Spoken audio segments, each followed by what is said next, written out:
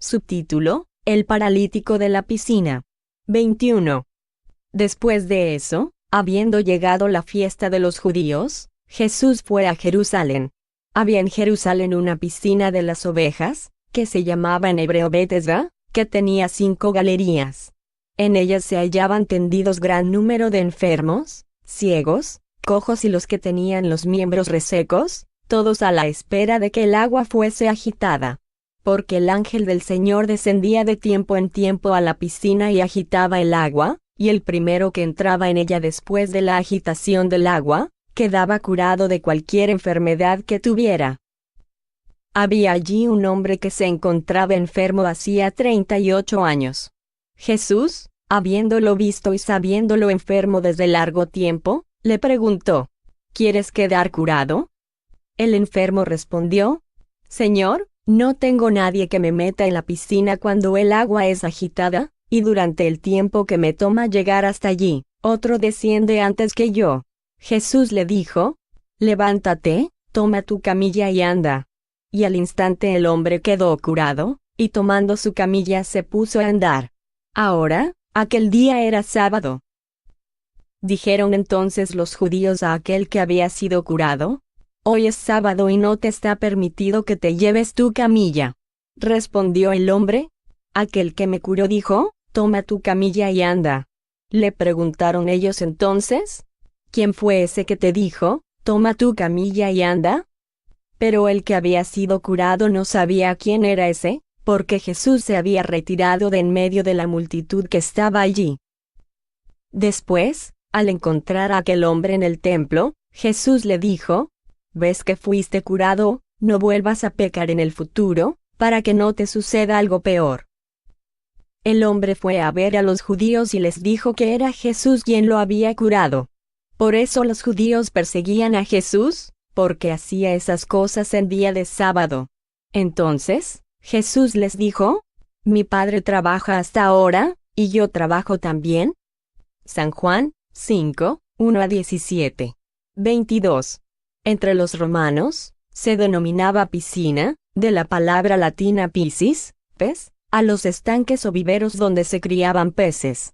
Más tarde, el término se hizo extensivo a los tanques destinados a los baños en común.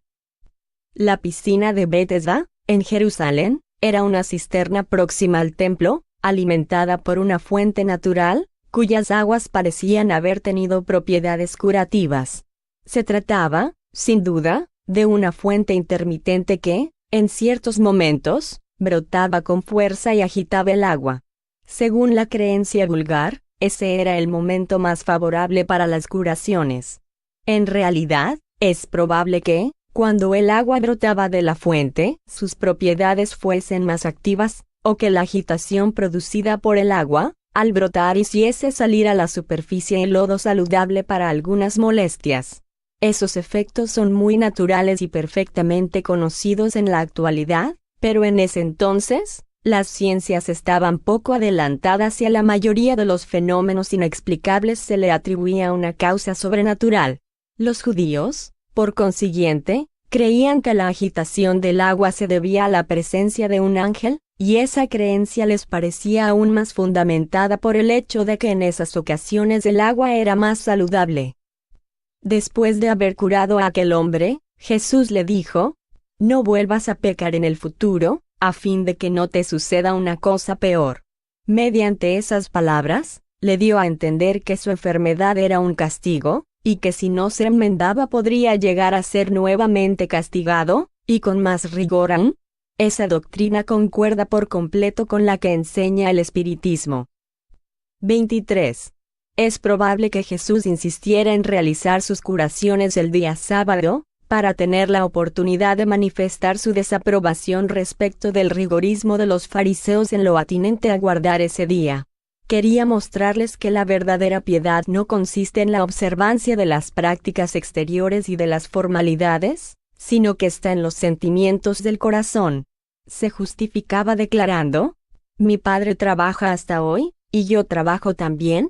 Es decir, Dios no interrumpe sus obras ni su acción sobre las cosas de la naturaleza el día sábado. continúa produciendo todo lo necesario para vuestra alimentación y vuestra salud, y yo sigo su ejemplo. Subtítulo: El ciego de nacimiento. 24. Al pasar, Jesús vio a un hombre que era ciego de nacimiento, y sus discípulos le hicieron esta pregunta: Maestro, ¿quién ha pecado, ese hombre o sus padres, para que haya nacido ciego? Jesús les respondió: Ni él pecó ni los que lo pusieron en el mundo, es para que en él se manifiesten las obras del poder de Dios. Es preciso que yo haga las obras de aquel que me envió, mientras es de día, viene después la noche, en la cual nadie puede hacer obras. Mientras estoy en el mundo, soy la luz del mundo. Dicho eso, escupió en el suelo, hizo lodo con su saliva y untó con ese lodo los ojos del ciego, y le dijo: Ve a lavarte en la piscina de Siloé, que significa enviado. Él fue, se lavó y volvió viendo con claridad. Sus vecinos y los que lo vieron antes pidiendo limosna decían: ¿No es este el que estaba sentado y pedía limosna? Unos respondían: Es él. Otros decían: No, es alguien que se parece a él. Pero el hombre les decía: Soy yo. Le preguntaron entonces: ¿Cómo se han abierto tus ojos? Él respondió: Aquel hombre que se llama Jesús hizo un poco de lodo y lo pasó en mis ojos, diciendo: Ve a la piscina de Siloé y lávate. Yo fui, me lavé y veo. Ellos le dijeron: ¿Dónde está él? Respondió el hombre: No lo sé. Llevaron entonces a los fariseos al hombre que había estado ciego. Pero fue un sábado el día que Jesús había hecho aquel lodo y le abrió los ojos. También los fariseos lo interrogaron para saber cómo había recobrado la vista. Él les dijo: Me puso lodo en los ojos, me lavé y veo. O lo que algunos fariseos replicaron: Ese hombre no es enviado de Dios, porque no guarda el sábado. Otros, sin embargo, decían: ¿Cómo podría un hombre malo hacer semejantes prodigios? Y había disensión entre ellos. Dijeron de nuevo al que había sido ciego: ¿Y tú? ¿Qué dices de ese hombre, que te abrió los ojos? Él respondió: Digo que es un profeta. Pero los judíos no creyeron que aquel hombre había sido ciego, hasta tanto no hicieron venir al padre y a la madre del que recobró la vista, y los interrogaron del siguiente modo: ¿Es ese vuestro hijo, del que decís que ha nacido ciego? ¿Cómo es que la ahora ve? El padre y la madre respondieron: Sabemos que ese es nuestro hijo y que nació ciego, pero no sabemos cómo ahora ve, y tampoco sabemos quién le abrió los ojos. Interrogadlo, él ya tiene edad, que responda por sí mismo. Su padre y su madre hablaban de ese modo porque temían a los judíos, pues estos ya habían resuelto en común que, si alguno reconocía a Jesús como siendo el Cristo, sería expulsado de la sinagoga. Eso obligó al padre y a la madre a responder: Él ya tiene edad, interrogadlo. Llamaron por segunda vez al hombre que había sido ciego y le dijeron: Glorifica a Dios, sabemos que ese hombre es un pecador. Él les respondió: Si es un pecador, no lo sé, todo lo que sé es que estaba ciego y ahora veo. Volvieron a preguntarle: ¿Qué te hizo y cómo te abrió los ojos? Respondió el hombre: Ya os lo he dicho, y me habéis escuchado. ¿Por qué queréis oírlo por segunda vez? ¿Queréis, acaso, convertiros en sus discípulos? A lo que ellos lo llenaron de injurias, y le dijeron: Sé tú su discípulo. En cuanto a nosotros, somos discípulos de Moisés. Sabemos que Dios habló a Moisés, pero no sabemos de dónde ha salido éste. El hombre les respondió: Es para asombro que no sepáis de dónde es, y que me haya abierto los ojos. Sabemos que Dios no escucha a los pecadores, pero, a aquel que lo honra y hace su voluntad, a ese Dios escucha. Desde que el mundo existe, jamás se ha oído decir que alguien haya abierto los ojos a un ciego de nacimiento. Si ese hombre no fuera un enviado de Dios, nada podría hacer de todo lo que ha hecho. Le dijeron los fariseos: ¿Tú eres todo pecado, desde el vientre de tu madre? ¿Y quieres enseñarnos a nosotros? Y lo expulsaron. San Juan 9, 1 a 34. 25. Esta narración, tan simple e ingenua, lleva en sí el sello evidente de la verdad. En ella no hay nada fantástico ni maravilloso. Es una escena de la vida real captada en el momento en que se desarrollaba. El lenguaje de aquel ciego es exactamente el de esos hombres simples, en los cuales el buen sentido suple a la falta de conocimiento, que replican con bonomía a los argumentos de sus adversarios, mediante razones a las que no les falta justicia ni oportunidad. El tono de los fariseos no es el de esos orgullosos que no admiten nada por encima de sus inteligencias, y que se llenan de indignación ante la sola idea de que un hombre del pueblo pueda hacerles observaciones. Exceptuando el carácter local de los nombres, se diría que el hecho pertenece a nuestra época. Ser expulsado de la sinagoga equivalía a ser colocado fuera de la iglesia. Era una especie de excomunión. Los espíritas, cuya doctrina es la de Cristo, interpretada de acuerdo con el progreso de los conocimientos actuales, son tratados como los judíos que reconocían en Jesús al propio Mesías. Al excomulgarlos, la Iglesia los coloca fuera de su seno, como hicieron los escribas y los fariseos con los seguidores de Cristo. Aquí vemos un hombre que es expulsado porque no puede admitir que aquel que lo curó sea un poseído del demonio, y porque da gracias a Dios por su curación. ¿No es eso lo que hacen con los espíritas? Alegan que obtener de los espíritus consejos saludables, la reconciliación con Dios y con el bien, curaciones, todo eso es obra del diablo y merece el anatema. ¿Acaso no hay sacerdotes que declaran desde lo alto del púlpito que es mejor que una persona se conserve incrédula antes que recobre la fe por medio del espiritismo? ¿No hay algunos que dicen a los enfermos que no debían haber procurado la curación a través de los espíritas que poseen ese don? ¿Por qué ese don es satánico? ¿No hay otros que predican que los necesitados no deben aceptar el pan que distribuyen los espíritas, porque ese pan es del diablo? ¿Decían y hacían algo distinto los sacerdotes judíos y los fariseos?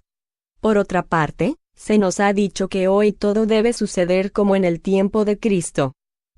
La pregunta de los discípulos, acerca de si había sido algún pecado de este hombre el que dio lugar a que él naciese ciego, revela que ellos tenían la intuición de una existencia anterior, pues de lo contrario esa pregunta no tendría sentido, ya que un pecado solamente puede ser causa de una enfermedad de nacimiento si ha sido cometido antes del nacimiento y, por consiguiente, en una existencia anterior. Si Jesús hubiese considerado que esa idea era falsa, les habría dicho: ¿cómo es posible que este hombre haya pecado antes de nacer? En lugar de eso, les dice que aquel hombre estaba ciego, no porque hubiera pecado, sino para que en él se manifestase el poder de Dios, es decir, para que sirviese de instrumento a una demostración del poder de Dios. Si no se trataba de una expiación del pasado, entonces era una prueba que debía servir al progreso de aquel espíritu, porque Dios, que es justo, no le habría impuesto un sufrimiento sin compensación. En cuanto al medio empleado para curarlo, es evidente que aquella especie de barro hecho con saliva y tierra no podía encerrar ninguna virtud, a no ser por la acción del fluido curativo con el que había sido impregnado. Es así como las sustancias más insignificantes, como el agua por ejemplo, pueden adquirir cualidades poderosas y efectivas por la acción del fluido espiritual o magnético, al cual éstas sirven de vehículo o, si se prefiere, de reservorio. Subtítulo: Numerosas curaciones producidas por Jesús. 26. Jesús iba por toda la Galilea enseñando en las sinagogas, predicando el evangelio del reino y curando todas las dolencias y todas las enfermedades en medio del pueblo. Su reputación se extendió por toda Siria, y le traían a todos los que estaban enfermos y afligidos por dolores y males diversos, los poseídos, los lunáticos, los paralíticos, y a todos los curaba. Lo acompañaba una gran multitud de Galilea, Decápolis, Jerusalén, Judea, y del otro lado del Jordán. San Mateo, 4 y 23 a 25. 27.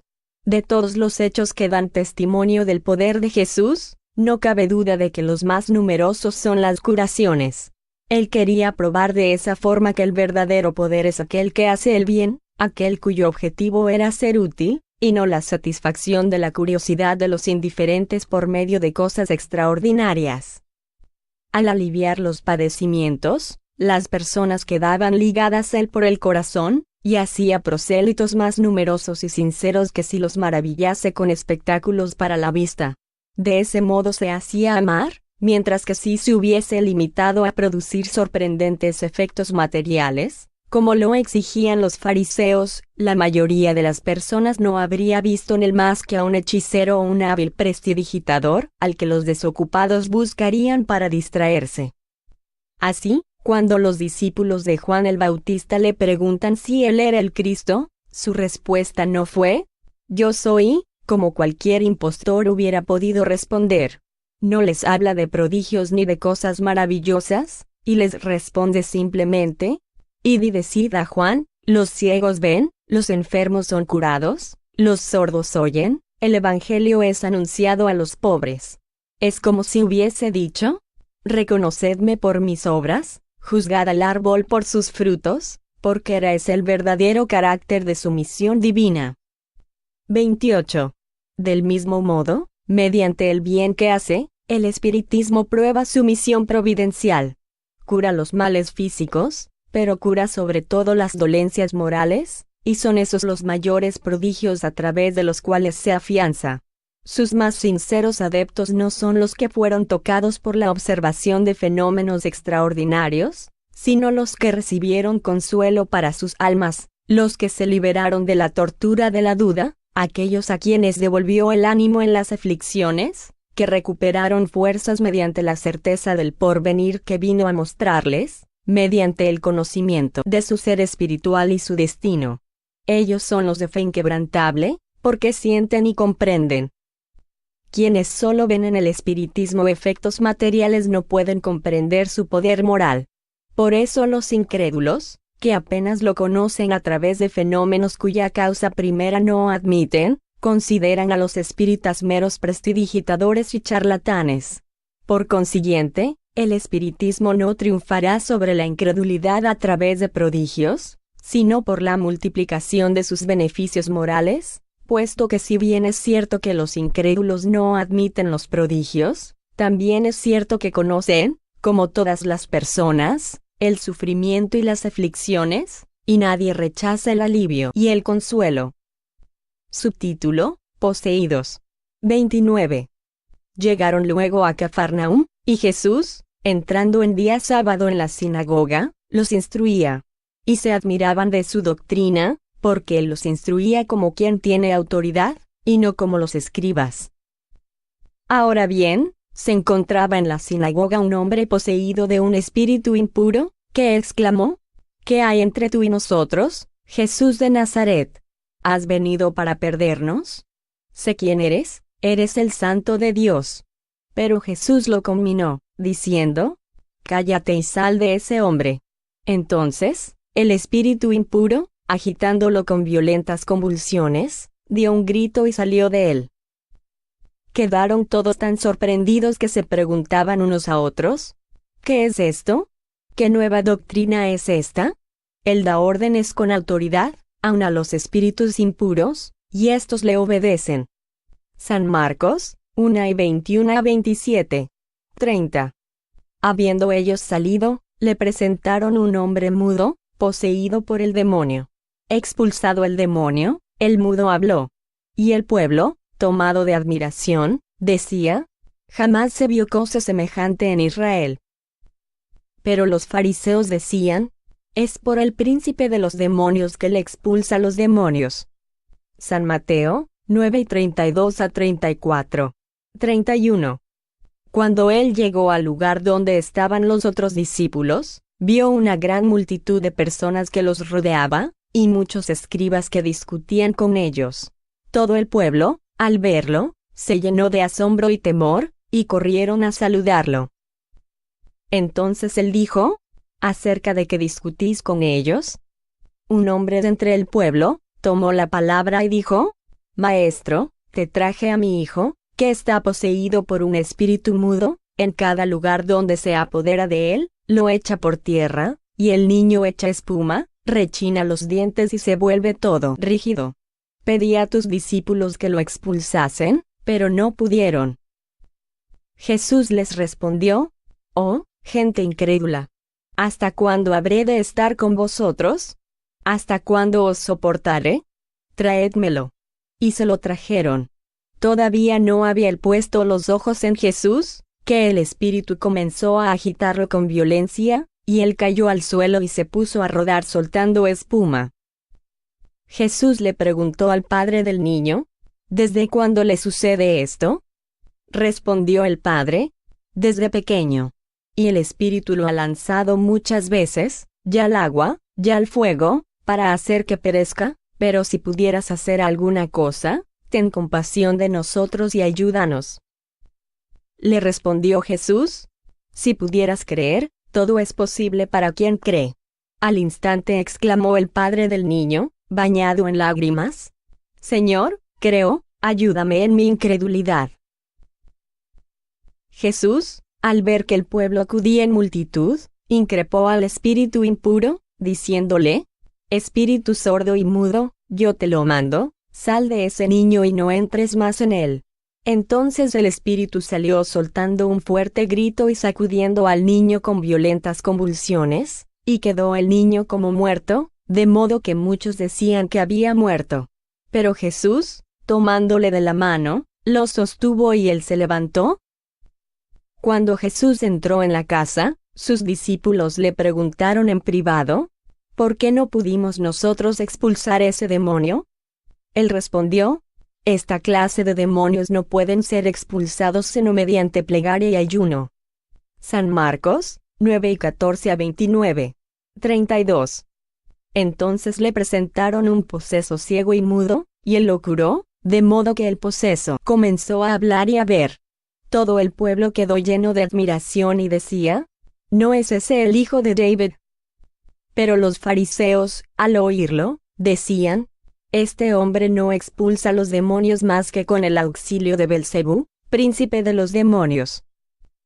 Jesús, conociendo sus pensamientos, les dijo: Todo reino que se divida contra sí mismo será arruinado, y toda ciudad o casa que se divida contra sí misma no podrá subsistir. Si Satanás expulsa a Satanás, ¿está dividido contra sí mismo? ¿Cómo, pues, su reino habrá de subsistir? ¿Y si es por Belcebú que yo expulso los demonios? ¿Por quién los expulsarán vuestros hijos?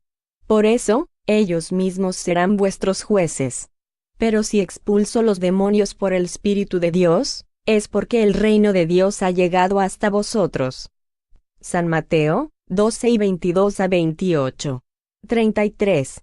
Las liberaciones de los posesos, junto con las curaciones, figuran entre los actos más numerosos de Jesús. Entre los hechos de esta naturaleza, como los relatados más arriba, numeral 30, hay algunos en los que la posesión no es evidente. Probablemente en aquella época, como todavía hoy sucede, se atribuía a la influencia de los demonios todas las enfermedades cuya causa no se conocía, principalmente la mudez, la epilepsia y la catalepsia. No obstante, hay otros hechos en los que la acción de los espíritus malos es indudable. Además, presentan tan convincente analogía con aquellos fenómenos que presenciamos en la actualidad, que en ellos se reconocen todos los síntomas de ese tipo de afección.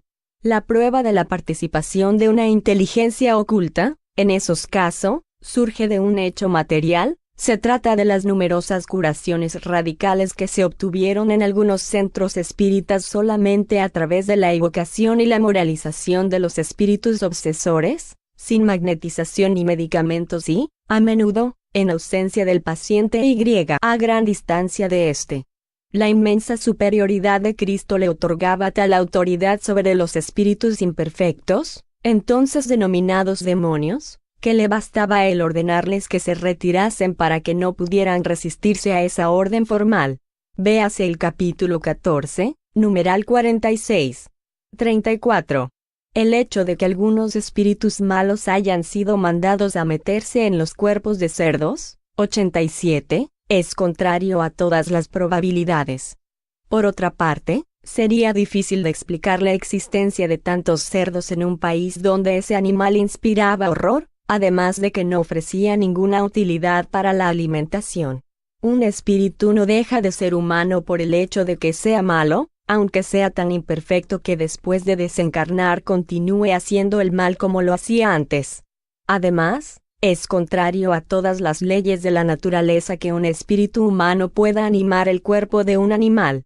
Es preciso, pues, considerar ese hecho una de las exageraciones tan comunes en los tiempos de ignorancia y superstición, o tal vez una alegoría destinada a caracterizar las tendencias inmundas de ciertos espíritus. Nota al pie. 87. Véase Mateo 8, 28 a 33, Marcos 5, 1 a 14, Lucas 8, 26 a 34. Fin de la nota. 35. Todo indica que en la época de Jesús, tanto los obsesos como los posesos eran muy numerosos en Judea, de ahí la oportunidad que él tuvo de curar a muchos.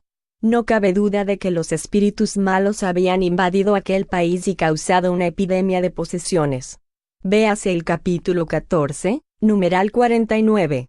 Sin que presenten un carácter epidémico, las obsesiones individuales son muy frecuentes, y se revelan bajo los más variados aspectos, los cuales se reconocen fácilmente con un conocimiento más profundo del espiritismo.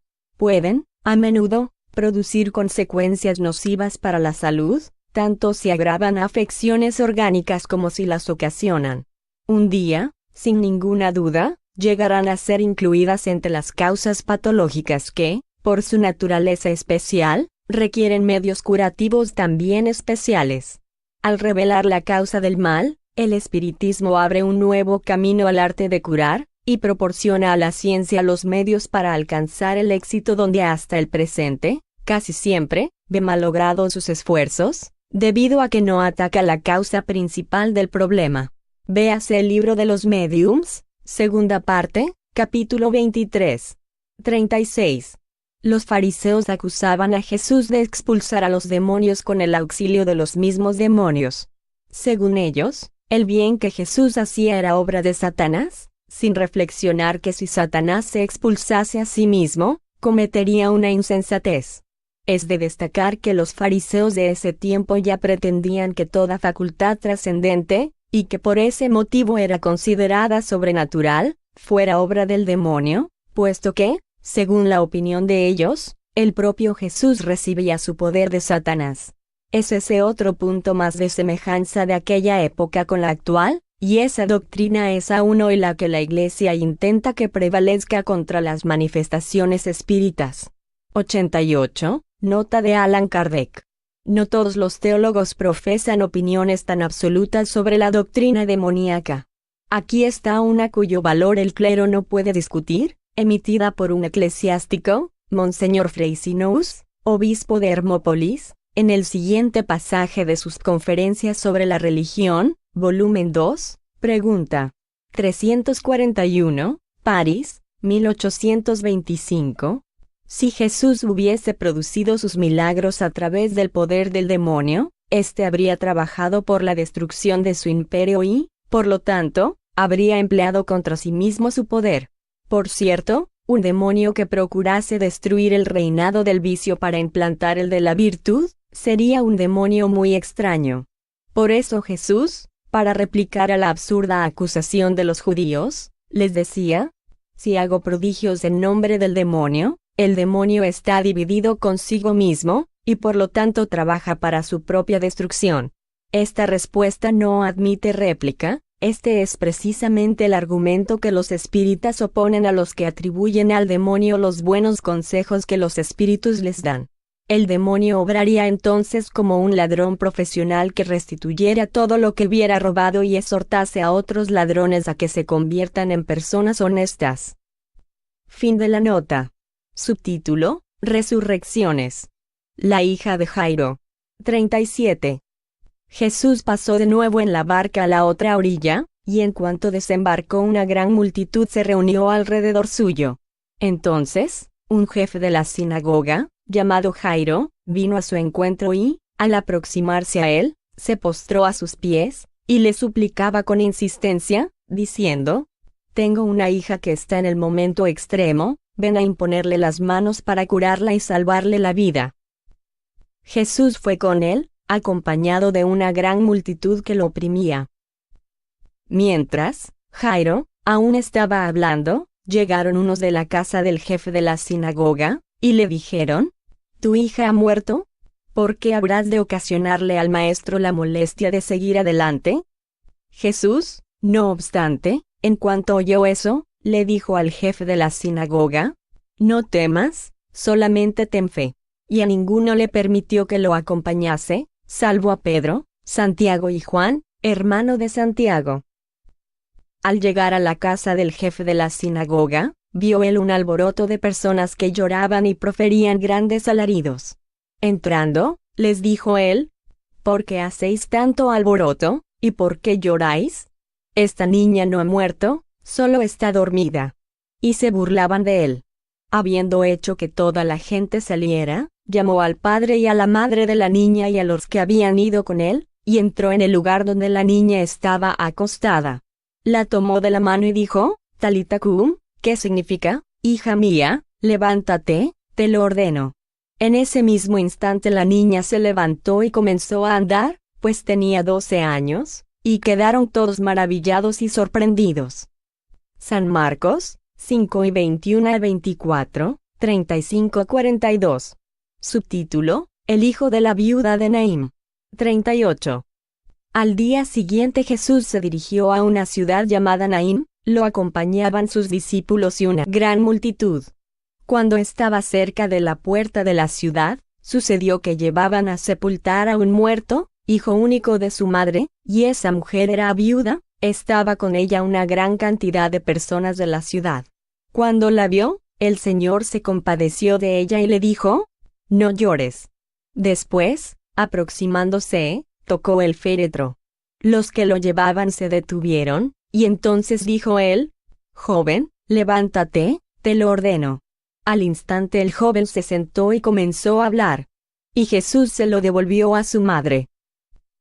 Todos los que estaban presentes quedaron sorprendidos, y glorificaban a Dios, diciendo: «Un gran profeta ha surgido entre nosotros, y Dios ha visitado a su pueblo».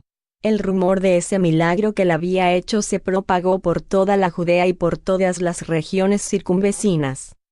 San Lucas 7:11-17. 39. El hecho de devolver a la vida corporal a un individuo que se encontrara realmente muerto sería contrario a las leyes de la naturaleza y, por lo tanto, milagroso.